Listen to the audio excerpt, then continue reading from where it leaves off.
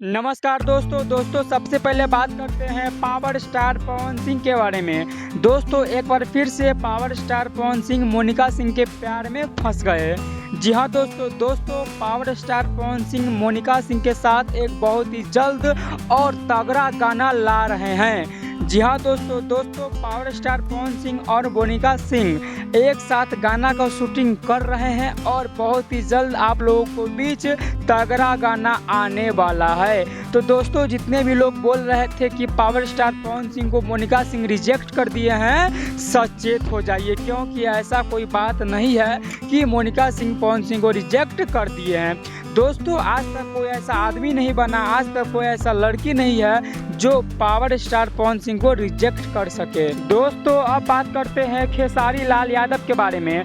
दोस्तों खेसारी लाल यादव इतना अच्छा भक्ति सॉन्ग ला दिए हैं कि खेसारी लाल यादव के भक्ति सॉन्ग सुनकर प्रेमानंदन महाराज भी खुश हो गए हैं। दोस्तों खेसारी लाल यादव एक भक्ति सॉन्ग लाए हैं प्रेमानंदन महाराज जी पर।